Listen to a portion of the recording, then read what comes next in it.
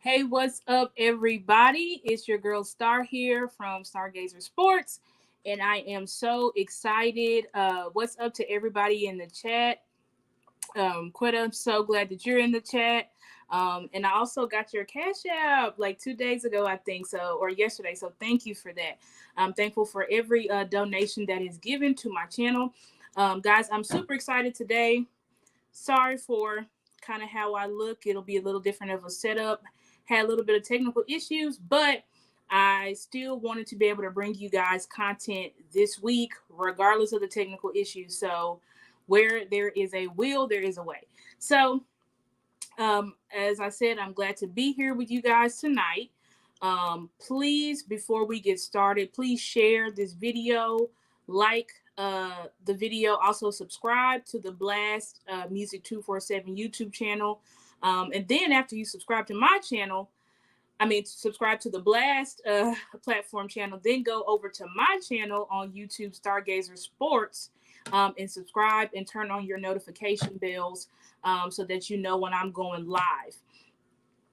Today, we are finally going to get to the final part of my series, Why Mike McCarthy Will Lead the Dallas Cowboys to a Super Bowl in 2023. If you've been here with me since I started the podcast, you know this is a series that we started off with. And I'm so glad that we can finally wrap this up because you guys may not know, you should know, but maybe you don't. The Cowboys are already in training camp. Yes, the Cowboys have started training camp. If you guys aren't really familiar with training camp is the process that the team has to go through, right, before they get to the preseason. Then after the preseason, that's when they do the cuts. And so I think we start off with like 94, 95 players. And of course, by the time game one starts in September, the team has to be cut down to 53 active players.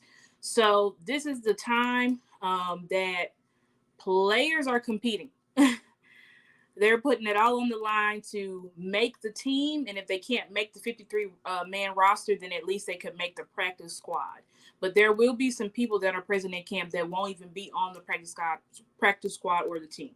So it's a very important time, very important time for football fans, but especially for our team guys. But we are going to possibly, I haven't decided yet if we're going to just go delve into training camp next week or if I'm going to do something else. But you guys will have to tune in next week to see what that show will be about. But please, guys, you see on the screen my Cash App. Please donate to the channel. When you donate to the channel, that allows me to do a lot of different things as far as upgrade all my equipment, my technology platform, software, as well as gives me, opportunity to bring you guys other types of exclusive, valuable content that you guys would really want to see or listen to as Cowboys fans. So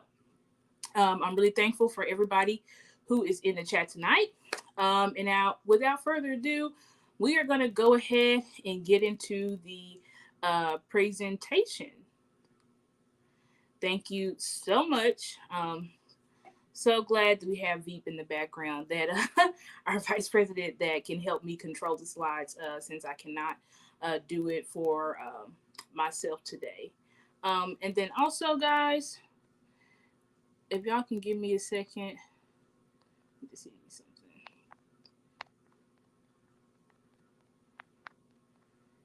Give me a second.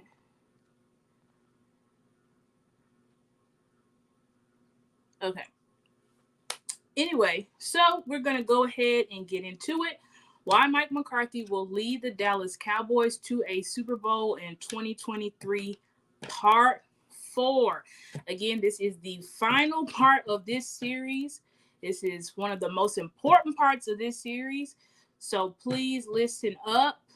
Get out a pen and paper, or a pencil and paper, or take out the notes. Open the notes on your phone, and let's get this thing going. Yeah, let's get this thing rocking, guys. Okay.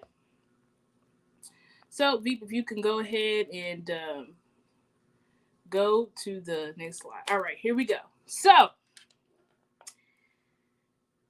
we're talking about, first slide, what will the Texas Coast, or Dak coined it the Texas Coast, but us, the content creators, are like, it's easier just to call it the Tex Coast because it's like the West Coast, but we just call it the Tex Coast.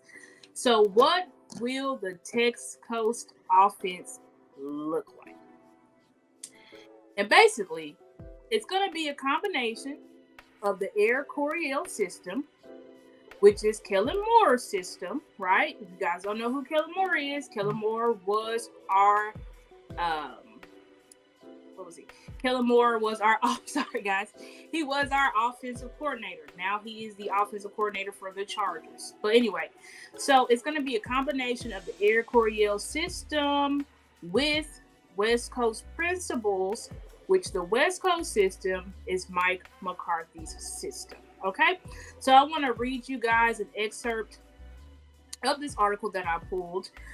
It is entitled New Cowboys Texas Coast Offense. Less Dak Prescott Hero Ball. Okay, this is from SI.com, Cowboys Fan Nation, like, you know, the SI.com, SportsIllustrated.com, but the Cowboys Fan Nation part, or segment site, right? And this is written by Adam Schultz, and this came out just, well, this month. So this article is very new. This just came out on July 9th of 2023. But I'm going to go ahead and read this excerpt for us. So it says, instead, with a more, and again, guys, I put the source there so that if you guys want to read the full context of the article, you can. But I'm just going to read an excerpt from it, right, for the sake of time. But anyways, it says, instead, with a more run-focused approach and buttoned-up style of offense, Prescott will ideally be getting the ball out quickly with crisp slant routes that take little time to develop. That is helped when you have CeeDee Lamb, Brandon Cooks, and Michael Gallup, all of whom are good inside the numbers. Additionally, the home run threat of Cooks will dictate coverage and allow Lamb, Gallup, or other receivers to get better looks than last season. If you guys didn't know, last season, outside of CeeDee Lamb, I went over in the last show, but Michael Gallup and Noah Brown, which was our wide receiver 2 and 3, they were bottom of the league in separation. And that put a huge strain on our offense because we didn't have anybody that could really stretch the field outside of CeeDee Lamb, so that allowed defenses to key off on CeeDee Lamb, pretty much limiting Dak's targets and making Dak hold the ball longer than he should, okay? Which sometimes resulted in, well, a lot of times, because of the lack of separation, Dak, I believe, led the league in tight window throws. If y'all don't know what tight window throws is, that just means that there's no separation. So basically, Dak had to force the ball in a lot of places. Dak also not only forced the ball, but also because you're throwing in tight windows. There's a lot of tip balls, miscommunication. There's a lot of stuff going on. Okay. So anyway, it says, so how will the load on Dak be lessened? With Mike McCarthy's scheme, Prescott won't be asked to throw the ball 35 plus times in a game consistently, something he did 5 times in his 12 games last season and 10 times in 2021. Okay? So over half of his games, y'all know Dak Prescott missed 6 weeks. So almost half of his games, he was throwing 35 plus times. And in 2021, he did it 10 times out of 16 games. If that doesn't give you a clue of the type of offense that we were running with Kellen Moore, I don't know what does. Okay? But anyway, it says this limits the chances of turnovers, right? As no matter how good a quarterback you are, each time the ball is in the air, it presents a chance for a turnover. So that's what I just went over, right? Tip balls, dropped balls. There were tip balls that resulted in interceptions on Dak. There were dropped balls that resulted in interceptions. There were very tight windows that Dak had to throw into, right? That sometimes resulted in him trying to jam it in, sometimes resulted in interceptions. This is not taking all the pressure off of Dak Prescott, because there were a few interceptions that he made that was more of a heady decision. But majority of Dak's interceptions came from miscommunications with the wide receivers, tip balls, drop passes. And so I don't know if you guys heard CeeDee Lamb's interview. I encourage y'all to go do that on 105.3 The Fan. He interviewed with RJ, Sean, and what's my guy's name?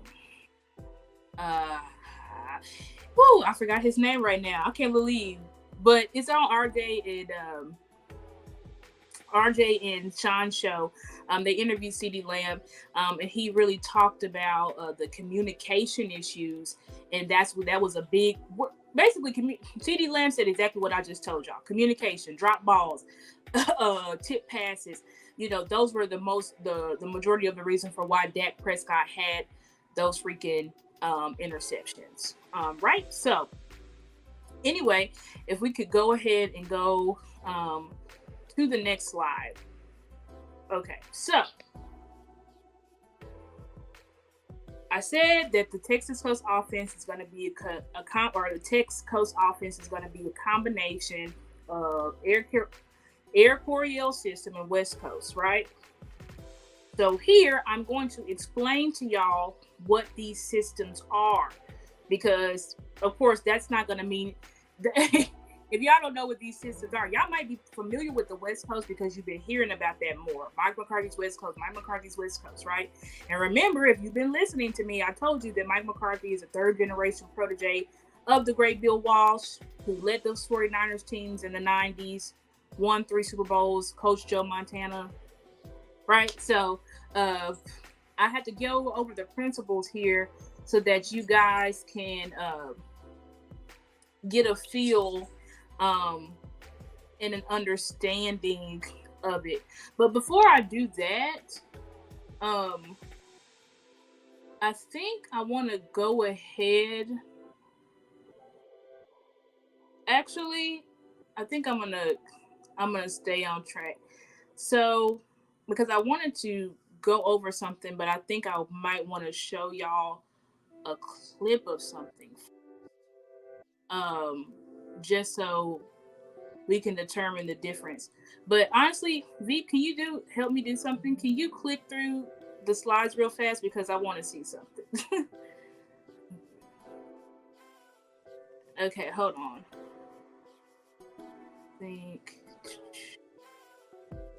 Okay, I think what I'm gonna do, I'm still on track, but we're probably gonna have to play the clips a little bit out of order, Veep. I'm sorry, but if you go back to the last slide you're on.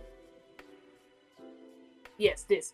Okay, yes. So here's the principles of the West Coast offense. So it's all about efficiency and accuracy, right? Completions are the key in a West Coast offense. It is about completions. Because Bill Walsh believed that when you're getting more completions, that means your offense is being more efficient. You're moving forward. And that was his goal. We want to eat away at the defense through short timing routes that are timed to the quarterback's feet. Okay? So the next component, timing. Like I just said, routes are timed to the quarterback's feet. The short passing game is used to set up the run. And yards after catch is a huge component of the West Coast offense. In that article, it said there's going to be West Coast principles are a lot of short, because it's like a three-step drop. When I say three-step drop is what the quarterback's feet does. So it's a three-step drop, guys, is basically when the quarterback comes out, when he hikes the ball, it's how many, when I say a drop, it's how many steps does he take backward, right, before he's supposed to get that ball. So a three-step drop is Dak, he's going to go hut. He's going to take 1, 2, 3 steps. He's going to get the ball out. So I have to explain that to y'all, because y'all might be like, three-step drop, I don't get what that means. So anyway, so the short passing game is used to set up the run. So it's a lot of, this is why having Tony Pollard is great for our offense. Having a running back like Deuce Vaughn is great for our offense, because these are backs that are really good at yards after catch, catching the ball out of the backfield, making a man miss. Someone who's also great at that, our main man, CD Lamb. He is one of the best wide receivers in the league of yards after catch. If y'all don't believe me, please go watch our game. Even though we lost, but please go watch our game versus the Jaguars this past season. CD did a lot of yards after catch in that game. There was one time that he completely juked out the whole Jaguar defense. I freaking love when he did that. It was such a nasty move. And then if you also want to see CD Lamb do some crazy yak stuff, go to the Saints game in 2021. But anyway, so if you could help me play the first clip of not the one with Coach, but the first clip of the second video that I sent you. Conception around competition is that Doc Coryell and all the shots and wanted to know, and then was just adjusting for trade. About 10 statistics and medical policy play, and was made Washington instead of aggressive as Dallas did draws out for a yard quick moves instead of focusing better on visual contact like a moderation. Washington has to bring the ball into the short yards and time travels. This all out there time was according to Sheffield better than Dallas hitting the ball to Rogers, especially because those have the Washington that's 5 balls also contributed to his intercept passes as if defense was already out. He had 104 passes by the time Dak. This is perfect for some of that responsibility. Not only can Dak be aggressive and progression fast enough, but the majority of the offense lies can also throw accurately within the 15-20 range down the 17 interceptions last season. But what's interesting is that when he threw the ball in 2.5 seconds or less, he completed 77% of his passes, threw for 8 touchdowns, had 3 interceptions, and registered a passer rating of 99.3. On the contrary, when Dak held the ball for more than 2.5 seconds, his completion percentage dropped by 20% to 57.8. He had 14 interceptions to 20 touchdowns, resulting in a touchdown to interception ratio straight out of a horror movie. Even his passer rating dropped 10 points to 87.5. The West Coast offense is going to help Dak tremendously, as getting the ball out of his hands will minimize interceptions and create more efficient and effective offense. Thanks to Schottenheimer, McCarthy will use play action more than he ever has before, but McCarthy's West Coast concept will force Schottenheimer to design play action passes that are centered around timing routes, not just deep passes that we see in Coryell's offense. Okay, guys, I'm sorry. I'm not sure what happened. I don't know what happened there with the screen. I don't know if you guys could see on your end. I couldn't on mine. But essentially, this is a breakdown. You guys, please go follow this fella on YouTube. His name is Logical Cowboy. And he did a phenomenal job completely breaking down the West Coast, the Air Coryell systems, breaking that down and basically showing us what the principles and giving us a good idea. I have not seen a breakdown that good. And that's no knock on any of the content creators who have been kind of showing like this was what it would look like and stuff like that. But I like the fact that he took it back to those times and actually showed those clips and showed how these things developed. And so he had broken down in that clip. You should have saw that originally when Bill Walsh built out this offense, the quarterback that he had didn't have a strong arm. It wasn't about having a strong arm. It was about your mental. He needed a quarterback that was accurate, right? And that knew the game mentally because he knows how to dissect those defenses. That's what he needed, right? And so that's why he built a whole game predicated off of short routes, because he couldn't just, we're going to go over the Air Coryell system, but the Air Coryell system is a lot of launching the ball 20 plus yards downfield.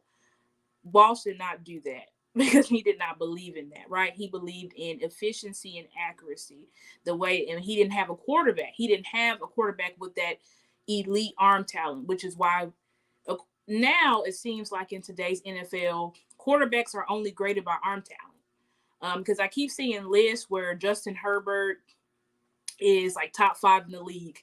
Justin Herbert hasn't accomplished anything. No offense to Justin Herbert. I love Justin Herbert. The only thing that he's accomplished as far as like he's had the most yards, he's thrown the most yards, in NFL history and things like that, which is great, right? I'm not saying like individually, yes, he can throw that ball, he can sling that thing around, right? But again, what has Justin Herbert accomplished? He has not accomplished anything as a leader. What I saw Justin Herbert do is have a complete meltdown literally last season in the playoffs versus the Jags. Trevor Lawrence threw 4 interceptions. They were up by like 20 points at halftime, and the Jaguars ended up winning that game. Justin Herbert didn't throw a single touchdown. So it's just you guys have to get what I'm saying. And this is not me taking a dump on Justin Herbert. I just think he has more to show before you can say he's top 5 in the league. But anyway, I want you to know that when it comes to the West Coast offense, it's not about arm talent. And you can still be a great quarterback without elite arm talent. The best quarterback in NFL history, which many will say is Joe Montana, this was his offense. So I want y'all to get that in y'all's head, because we're so fascinated with, oh, look how he can really throw that ball and he can do this. Look how far he can launch it and all that type of stuff. But you don't have to have that you don't have to have elite, great arm strength in order to be a good quarterback. Y'all know somebody else that y'all say is number 2 in the league or number 3 in the league, Joe Burrow. Joe Burrow doesn't have elite arm strength. Dak has better arm strength than Joe Burrow. But Joe Burrow is still high on y'all's list, right? Because of his efficiency, right? Because of his leadership. It's just so much things that go into being a quarterback. But anyway, I wanted to show y'all that clip so that it went over the efficiency and accuracy, the timing, how important the timing is. You don't want the ball in the air too long. When you have the ball in the air too long, that can result in interceptions. And Bill Walsh, the whole thing is he did not want his quarterbacks to be throwing interceptions. Remember when I went over in the first episode on this show, I talked about how Mike McCarthy, when he was the offensive coordinator, I believe, for the Kansas City Chiefs, his quarterbacks had the least amount of interceptions in the league at that time. I think it was like 57 combined or something like that. So Mike McCarthy is a guy who really believes in efficiency as well. Look at another guy he coached, Aaron Rodgers. Aaron Rodgers always has low interceptions because that's what the West Coast is built upon. So this is something that we've got to say, right, to help us get confidence in what Mike McCarthy is going to be able to Mike McCarthy is going to be able to help Dak Prescott move forward, and we won't have to worry about those interceptions. The interceptions are not going to be a problem this year, guys. Even if you're looking at the concept of how the offense is run and things like that, our receivers are getting, because we have Brandon Cooks, because Michael Gallup is now removed from that injury, the guys are, and then we also have Jalen Tolbert, who's taken a second-year jump. So there's just a lot of positives. There's a lot of positives, and we now have players that are going to fit this system like a glove. And if you haven't noticed, that the players have really been putting in a lot of work, not just building camaraderie with each other, but also building up that chemistry that you need in order to be an efficient offense. Okay, and V, you can go to the next slide. So this is the principle of Don Coryell's offense. So Don Coryell is the guy who invented the Air Coryell offense. Okay, so the principles of his offense is aggressiveness. He didn't care about completions. His whole thing was that he wanted to launch the ball down the field off of play action, right? Another thing that I didn't mention that was in that previous clip is showing how efficient Dak Prescott is from when he gets the ball out at a certain amount of time. I think it said, if I'm not mistaken, it said if it was 2.5 seconds or lower, he had a lot of touchdowns, little interceptions, very high completion rate. But when it went below that, Dak was basically in the red. He still had more touchdowns and interceptions, but it really smallened the margin. His completion percentage went way down, like 20%. So it just shows you that I'm sorry, guys, I lost my train of thought. But I wanted to bring that up to just show you that West Coast helps with the timing. It's not just about launching the ball down the field, right? But it's about helping the quarterback get that ball out faster, which limits turnovers, which also limits sacks, which also limits injuries, which unfortunately Dak has had bad luck for the past 3 seasons in injuries. So, and Mike McCarthy, one of his biggest things this year was protecting Dak, and he's been saying in his interviews one of the biggest changes to the offense is the protection, because our offensive line was 32nd or 31st in pass block win rate. So there was a lot of issues last year flowing through the whole fabric of our offense. And so we really want to be able to this year change that up so that we can be more efficient. But anyway, Don Coryell, his whole principles about this Air Coryell offense is aggressiveness. You don't care about completions, right? It's not about efficiency. He ran the ball to open up the vertical pass via play action. And he needed a talented quarterback. He needed a QB with elite arm talent and fast wide receivers to get back pass coverage on defense, right? So y'all, as I'm talking, y'all can kind of hear the concepts, how these concepts are going to marry. Because remember I said the Texas Coast offense is going to be the Air Coryell offense, but with West Coast principles, right? Which means, I think in that previous clip, it also went over how Dak Prescott is one of the best deep ball passers in the league, and how in 2021, when the last time he had pretty much a full season, he only missed 1 game. He had a better deep pass completion than Aaron Rodgers, Justin Herbert, Joe Burrow. So Dak is at the top of the league when it comes to deep ball passing, which shows you that Dak, if I'm one of the best at deep ball passing, then that means I have a good arm. I want y'all to get that concept as well, because if Dak didn't have a good arm, wasn't able to have a good deep pass ball completion percentage, if he didn't have that, then you could argue the contrary, that maybe deep pass is not his thing. But it obviously is his thing, because he's one of the best in the league at it. He's also one of the best in the league at play action. So those are things in which Dak Prescott shines, which means some of the Air Coryell principles are still going to be in there. If y'all are watching the clips that are shown in training camp, if y'all are watching those clips at all, y'all will see that Dak is launching that ball. If you listen to the he's getting them deep balls to Brandon Cooks. If you listen to CeeDee Lamb, you'll really see how CeeDee Lamb said that Dak's going to be aggressive, right? First principle of the Air Coryell, aggressiveness. So it's going to be aggressive, but it's also going to it's going to also basically, you know what?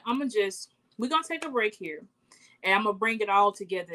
I'm going to bring it all together at the end so that we can really understand it. But now I'm going to bring on Veep so that he can do the Artist of the Week. Yes, indeed.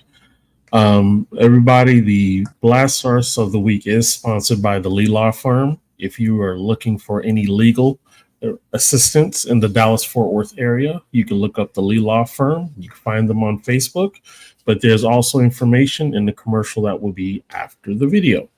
This is LaDawn the Chameleon, and this is called Welcome to My Party. So let's check it out.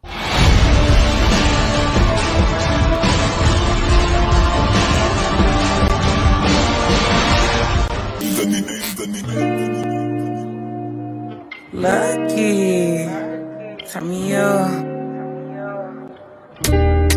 LaDawn the Chameleon. Welcome to my party.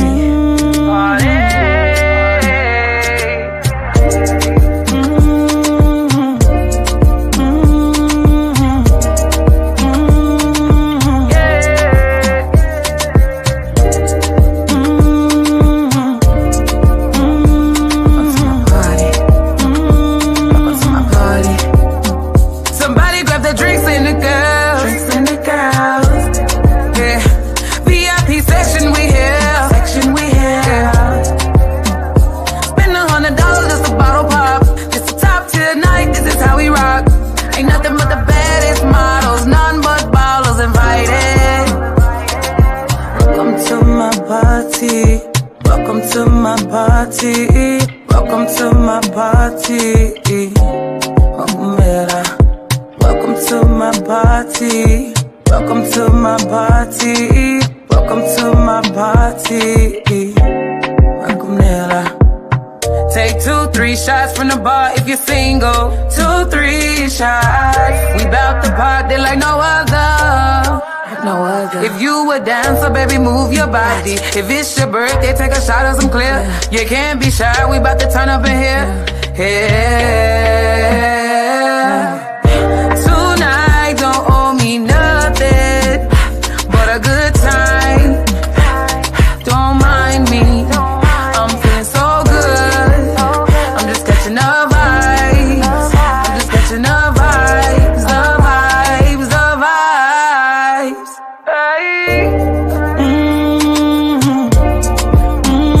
Welcome to my party.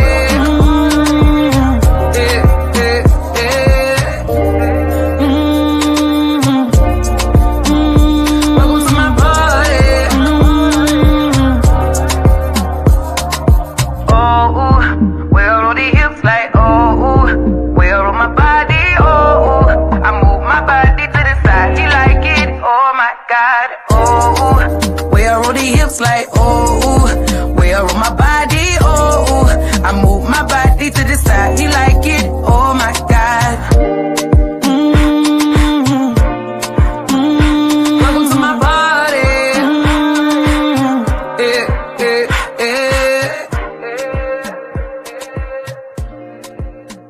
LaDawn the Chameleon.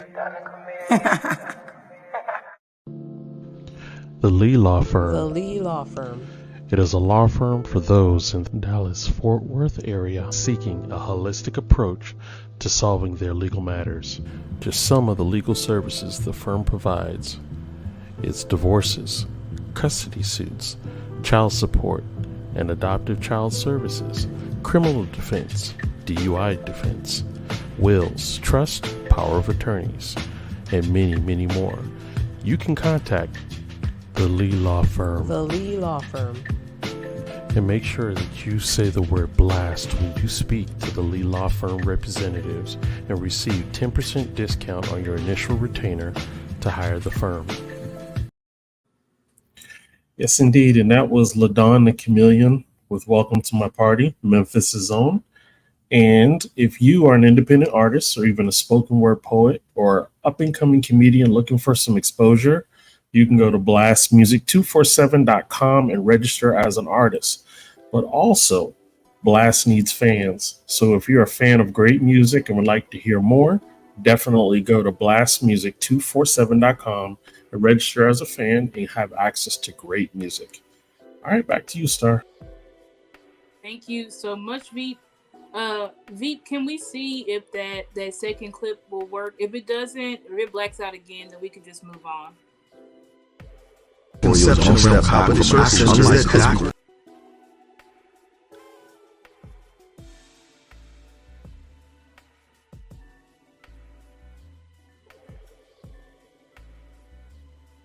And if, let's see. Okay, I think we may have some issues with the videos, but it's okay, guys. I encourage you guys, if you go to Logical Cowboys channel and just see the video is right there. It's just a couple of videos from the one he recently uploaded about this Texas Coast offense and what it's going to look like. But we'll go ahead and move on to the next slide. So now that we went over the concepts of the West Coast and the Don Coryell offense, okay? Well, sorry, I said Don Coryell, Air Coryell. So we went over the West Coast offense, we went over the Air Coryell offense, we went over the principles of that offense. West Coast, efficiency, timing. Don Coryell, aggressiveness, run game to open up play action pass. West Coast, in the Air Coryell, you need a quarterback with good to great arm strength because it's about launching the ball down the field. West Coast, it's about attacking the field through short horizontal routes. West Coast is through attacking the field vertically. Okay, and so anyway, so I want to go ahead and get into what was the issue with Kellen Moore's offense, so that us as the fans understand why did Kellen Moore have to go. Okay, what was the issue where we fell apart 2 years in a row versus the San Francisco 49ers? Okay, so issue one, lack of identity. Okay, so we had the scheme changed week to week. If y'all listen to Kellen Moore's press conferences, he never clearly defined the identity, right? You know, the Ravens have an identity. The Titans have an identity. All football teams usually have an identity. This is pretty much how they run their offense.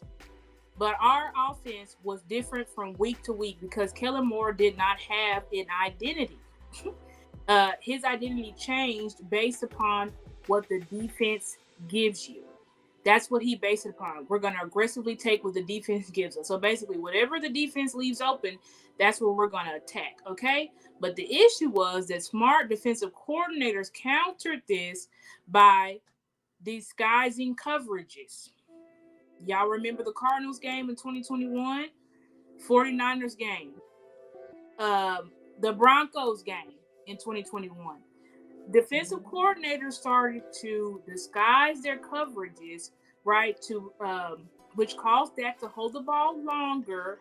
Also, they started putting 7 to 8 guys in coverage through cover 4 and cover 6. That is the 49ers off defense. Cover 4, cover 6. So when our concepts, right, were I've talked to you guys last week, I believe, well, the week before, in episode 3, I talked to you guys about how we had this aggressive option route. I showed y'all the clip of Mike McCarthy saying this is the most aggressive system that we've been in regarding option routes. Option routes takes the decision making out of the quarterback's hands and puts it in the wide receiver's hands. Okay? So basically, when you're disguising coverages, you are complete. You're not only confused, or maybe you're not confusing Dak, because Dak has obviously been in the league 8 years, but it's still causing him to hold that ball longer. But what it is confusing is Dak's weapons, i.e. CeeDee Lamb, i.e. Dalton Schultz, right? So because you're having a certain look and then you switch it to another look, so the players don't really know what they're reading, so the quarterback and the players aren't on the same page. That's why this year it's huge that the quarterback and the receivers, they feel more comfortable in this offense, because it's more of it's sure routes, which I mean the receiver, if I say this is, you're going on a go route, a slant, a post, a crosser, they know that. They're not having to read the coverages. They know the route that they're running. Dak for sure knows the route that they're running. Therefore, you should have efficiency. You should have completions. So, see how I keep using these words? We're combining the Air Coryell offense, but putting West Coast principles inside of it to limit some of those mistakes that we had last year. Okay, another thing that was issued: no consistent creative runner passing scheme. So Dak targeted curl and hitch routes more than the league average, which allowed defenders to sit on routes. Okay, so remember, I just said they not only disguised coverages, right, but they started sitting. Defensive coordinators started putting 7 to 8 guys in coverage. When you're sitting 7 to 8 guys in coverage and you only have one guy that can stretch the field, that is setting up a disaster. And so that's pretty much the issue that we faced when we started facing the best defense. Because y'all do know that, right? Y'all do know the 49ers had the best defense in the league last year. And they were quite up there in 2021 as well. So for everybody calling Dak Prescott a bum, Aaron Rodgers also struggled against that same defense in 2021 and got sent home. So he was at home. So he didn't get, he got sent home where he had to sit right on the couch. So anyway, but that was also an issue. Okay. And so I have here, if you look to the left of your screen, you'll see here from John Owing. John Owing is a PFF contributor, sports analyst. He really delves into mostly the Cowboys. And here he said, on average, NFL QBs, see, this is what I have the source here for y'all, right? Targeted hitch and curl routes on 14.8% of pass plays, right? Dak Prescott targeted hitch curl routes on 23% of his plays in week 1. And then it says in 2021, Dak targeted hitch curl routes 19.1% on pass plays, and the NFL average was 16.1. Okay, so I'm doing that to tell y'all that Dak Prescott suffered from the way the scheme was, right? Because in theory, hitch and curl routes should be a cover 4, cover 6. Because if they're covering above, you should be able to attack underneath. But the issue was we had players just sitting on routes because of the vanilla route concepts, essentially, which we came to discover that a lot of times the players, there were so many times on film where it looked like everybody just ran freaking curl routes across the board, and now you realize it was because of those option routes. So there was a lot of issues, guys, in Kellen Moore's offense, okay? We didn't run the ball efficiently, which constantly made Dak play hero ball, putting him in 3rd and longs. Kellen Moore more so running the ball just to run the ball. I just went over these aggressive option routes. And honestly, I thought I told y'all the clip last week, but I have the clip here. It's this week. So we're going to go over how Mike McCarthy talks about this aggressive option routes. Also, before I go to the clip, though, I also want to talk about the lack of separation on the receivers, right? So I got confused, guys. I thought I had did this last week, but no, it's this week. So I'm telling y'all. So y'all can see here on the screen. And for those who are listening, Noah Brown finished 117th out of 121 eligible receivers in separation, right? Michael Gallup finished 116. in separation. He finished, Noah Brown finished 103rd in catch percentage. Michael Gallup finished 112 in catch percentage. So it just also shows you that Kellen Moore's system was inefficient also because the wide receivers were inefficient. And this is per next gen stats, guys. So Star's not just making up stuff. But anyway, Veep, if you could help me play that clip of Mike McCarthy where he's going to explain these option routes so our viewers and listeners can get a hold on what it is I'm talking about if you haven't heard about it. But option routes, so they take a lot of time, Michael. Yeah, no, definitely. I mean, if you're going to run option routes, you need to live in that world. That's been my experience. You can't dab on it. Option routes are really not part of the old traditional West Coast offense. I've had quarterbacks in the past that didn't really like them, and it's really about the connection that they have with the receiver. I've been in systems where only certain guys run them. This is the most aggressive system that I've been in as far as many people that do run the option routes. And so I think you see our commitment to practice. We practice it a lot, and you have to, because there's intricacies in there. And because if you're clearly going to be about making it quarterback friendly, which our system is, and everything fits his footwork and time clock, option routes, you're putting the decision making into the receiver's hands. It's not into the quarterback obviously has ultimate decision where to throw the ball, but there's decision making in a route as opposed to maybe just one route adjustment. So it takes a lot of extra time. That's a good follow-up to that. All right. So there we had our coach. That was a clip from last year. But I'm pretty sure that was right after we had the complete meltdown versus Tampa in week 1. So that Mike McCarthy was just going over what I just said. We were in an aggressive option route system. He said he's worked with quarterbacks in the past who didn't like him. Who's the quarterbacks that he coached in the past? Aaron Rodgers, Brett Favre, Joe Montana. Oh, some of the best quarterbacks in league history didn't like option routes. And why did he say the issue with option routes? You're taking, what I already said, you're taking the decision maker out of the quarterback's hands and you're putting it into the receiver's hands. So the quarterback could be seeing a certain coverage.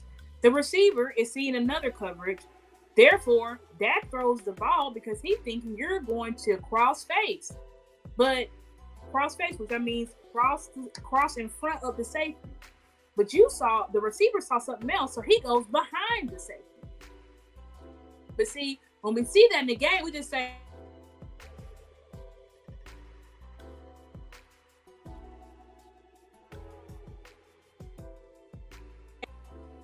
hello? I hope you guys are still with me.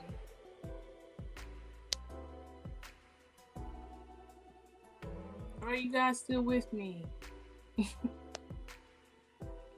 My screen just blacked out. Hope everybody can hear me. Veep, am I good?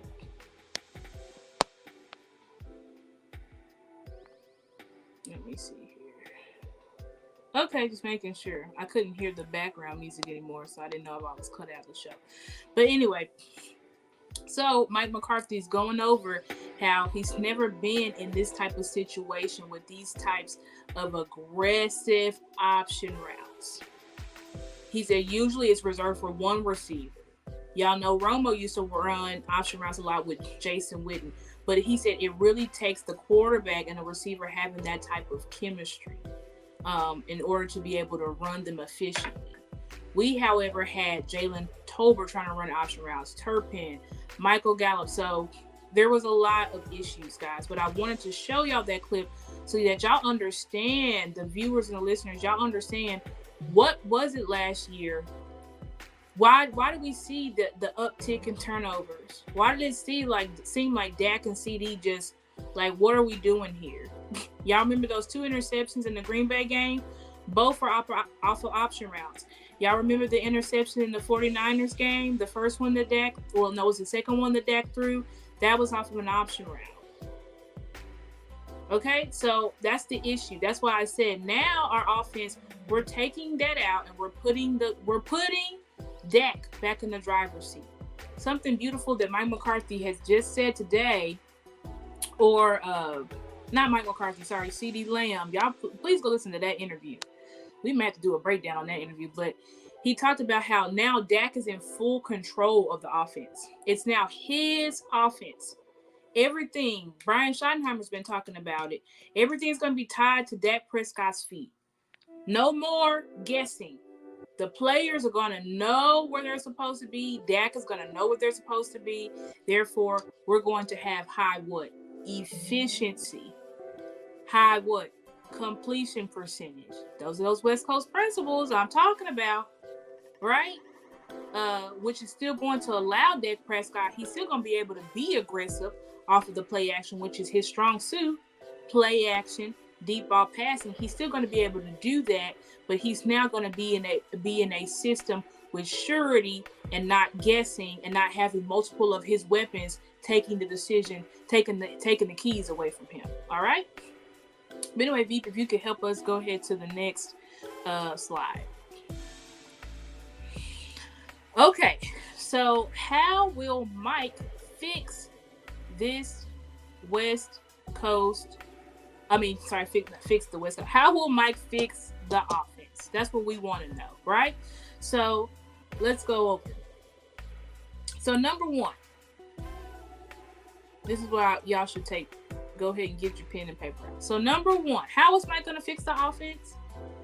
He's going to establish an identity, which means he's going to develop creative and efficient run schemes because he actually believes in the run. I'm going to read y'all this excerpt over here. Dak Prescott thrives with play action.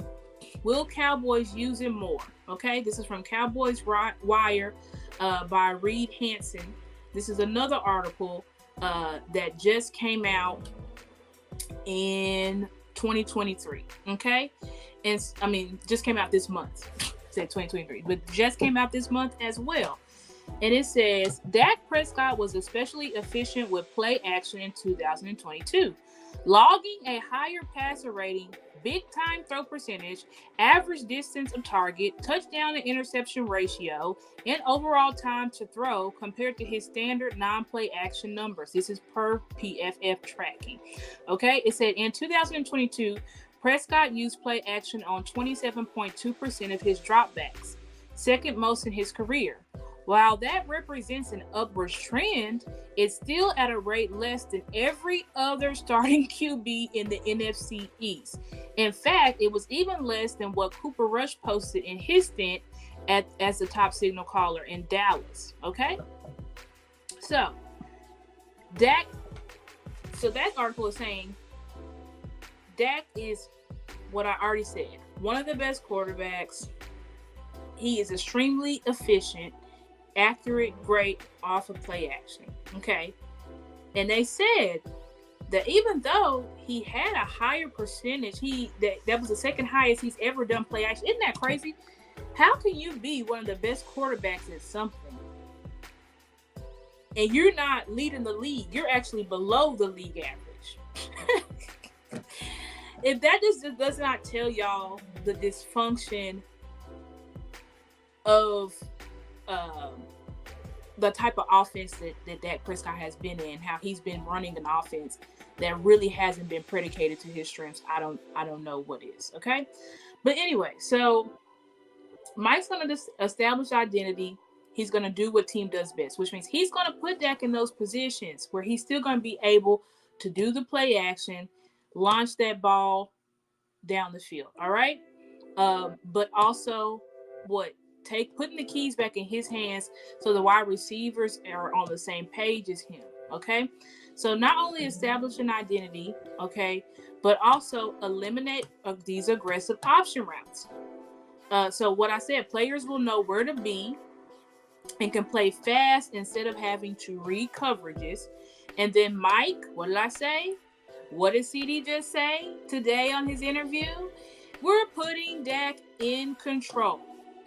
We're putting Dak back in control of this offense, something that has been out of his hands essentially since Kellen Moore took over play calling, which was in 2019.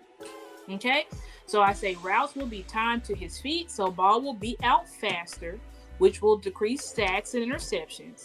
And it will also allow Dak to take deep shots off a play action pass. Okay? So that is how Mike McCarthy is going to fix. Excuse me, guys. That is how Mike McCarthy is going to fix this offense. How he's already fixed it. He's putting Dak back in control, which means he's eliminating those aggressive option routes. But he's also going to establish an identity, which means we're going to do what we do best. That's something that if you listen to Brian Schottenheimer, if you listen to Mike talk, they say, you know, we're going through all these installs, but once we get to training camp, this is where we're making the final tweaks. Listen to Dak Prescott talk. He said, we're just trying to find out what we do best. And we're going to remove all the garbage. We're not going to run any plays unless we feel 100% confident in it. No plays will be ran unless Dak Prescott feels 100% confident in the play called, which is essential for a quarterback. In order for the quarterback to be the maestro, right? In order for him to direct the team, be the conductor, he has to have control. He has to know what's happening. And a lot of times last year, Dak did look perplexed. He looked like confused, like what is going on? Because his wide receivers were not following his conducting. They weren't doing what he was telling them to do. They were doing their own thing, which literally caused us to lose games. The 49ers game. Think, if Dak didn't throw that interception, that second interception to CeeDee, we could have got a touchdown or at very least 3 points. The score ended up being 12-19. So we could have made it 16, 12, 13. We could have made it 15-19.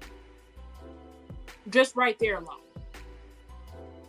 And then somehow maybe got another touchdown or something like that. Right? We don't know what could happen. We didn't know what could happen, but we lost points, and we actually because y'all remember, after Dak threw that second interception, the 49ers were able to drive all the way down the field and score 3 points. So we would have ended up having, if we had scored at least 3 points on that drive before Dak threw that second interception, we would have had 15 points. The 49ers would have had 16, which means we could have won by a field goal. Just think about that. Like, there's so many things that we lost just from simple-ish that could have been fixed.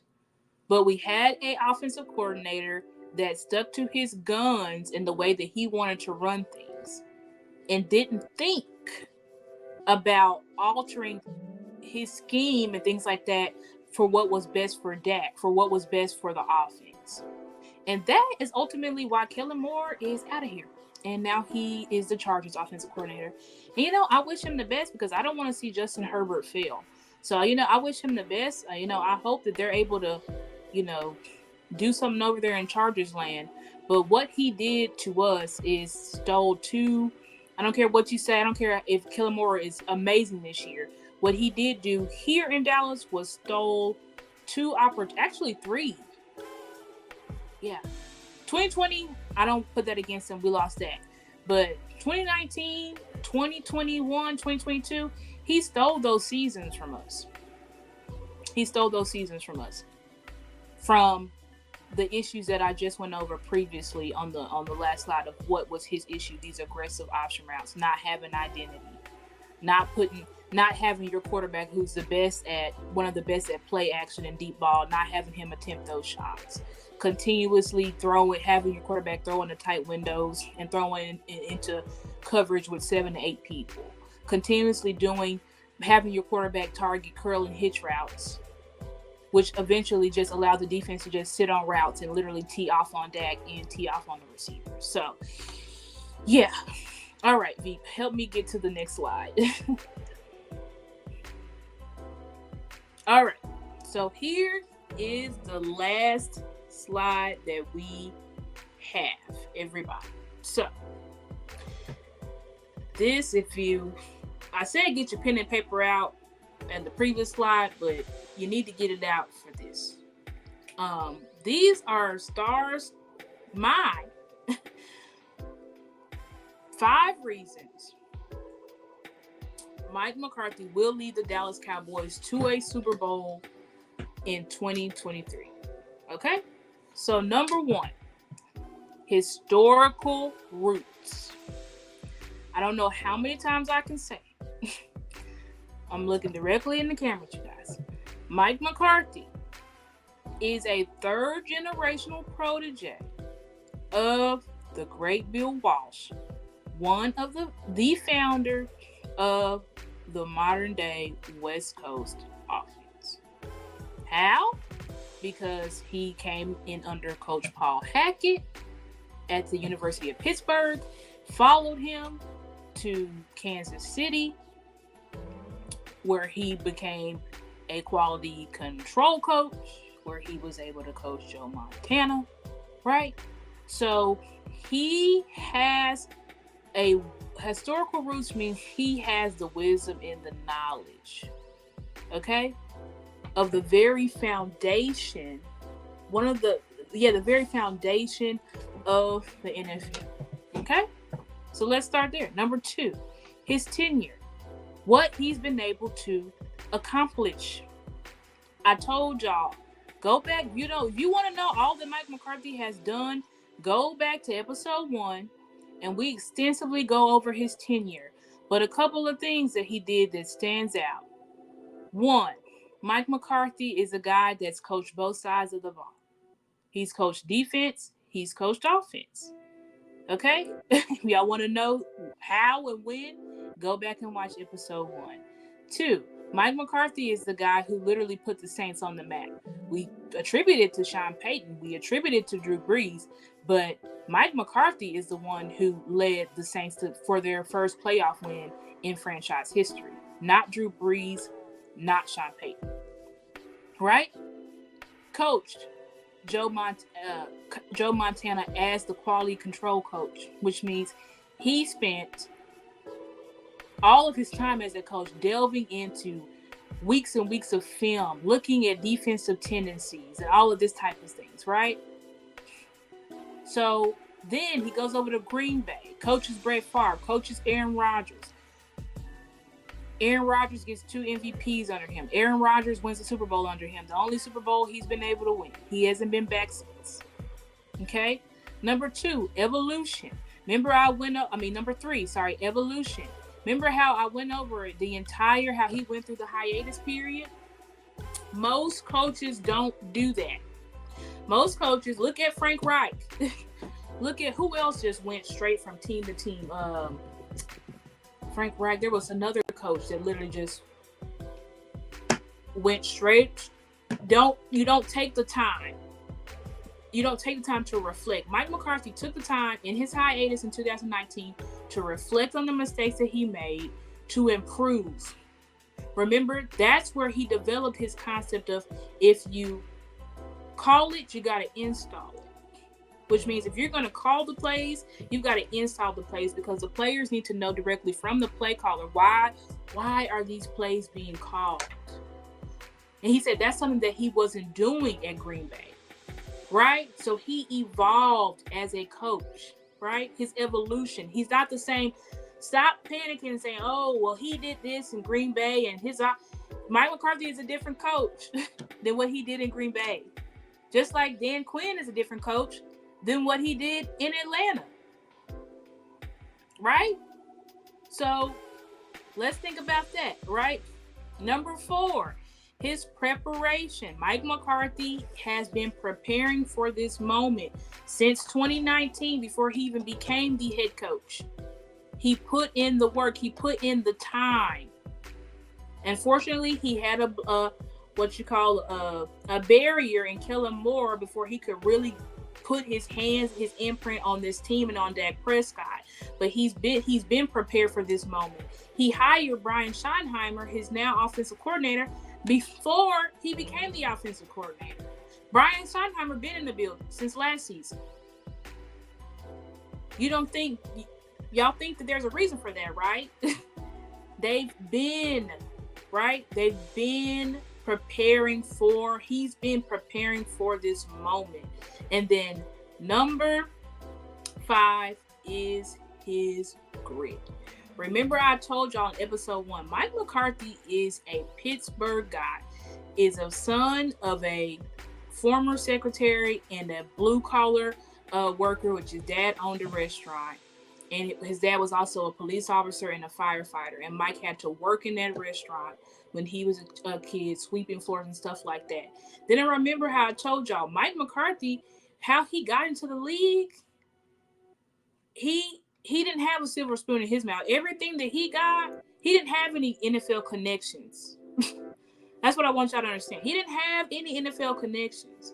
He was lucky to get the position that he got at the University of Pittsburgh as he was a grad student getting his master's. Luckily that Paul Hackett saw him and gave him that opportunity. But this is a man who literally came from nothing and made himself something, made him one of the best coaches. He's right behind Lombardi in Green Bay, right? I think he actually passed Lombardi in like most wins. So he's the Green Bay's most successful coach. But Mike McCarthy is one of the most winningest coaches, period. He's one of the few NFL coaches that get to say, I am a Super Bowl winning coach. I built out a program that won the Super Bowl, while he also had to have multiple people on injured reserve.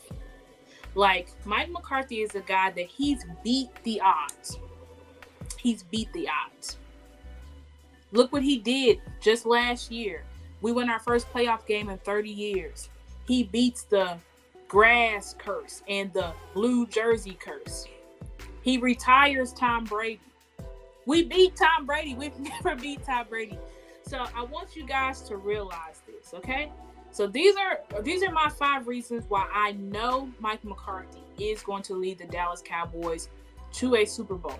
And so y'all, if you're not watching, I know some people are just listening, but if y'all go to the Blast Music 247 page, I have this graphic up here of our 5 Super Bowls, and soon that's going to be 6. So I really want to encourage you guys, if anything, to believe in your team this year. Believe in your team this year. Y'all don't take anything from what I'm saying. Believe in your team this year. Believe in your coach this year. Believe in your quarterback this year. Because this is a year that we are really doing something special, something that has not been done. Mike McCarthy's already done something, hasn't done something since the 90s, which is what? 2 back-to-back playoff appearances. Now we're going to be 3 back-to-back playoff appearances. So, I want you guys as fans, as Cowboys fanatics, to have complete faith in your coach, because he is going to lead us to a Super Bowl this year. I guarantee you that. No matter what happens in the season, some games we may lose, right? But know that everything that I've laid out here, his historical roots, his tenure, his evolution, his preparation, his grit, is what is going to lead us to 6. So I thank you everybody tonight for rocking with me. Even though we may have some technological issues and stuff like that, but I hope and I pray that you guys were able to really grasp the content that I put out, that y'all really rocked with this content, and I hope that y'all were able to really learn and gain confidence in Coach Mike McCarthy, because that's why I wanted to do this whole this whole series on Coach Mike. This is the last episode, or the last part of the series that I will be doing about this. So next week we will be talking about something different. But I'm so glad for everybody who rocked with me, who participated in the chat tonight. I appreciate that. Everybody who donated, I appreciate that. You guys, you can donate. I have my Cash App right there. If you would like to donate to me, like I said, please like and share this video. Please subscribe to the Blast Music 247 YouTube channel. Please subscribe to my YouTube channel, Stargazerz Sports, as well.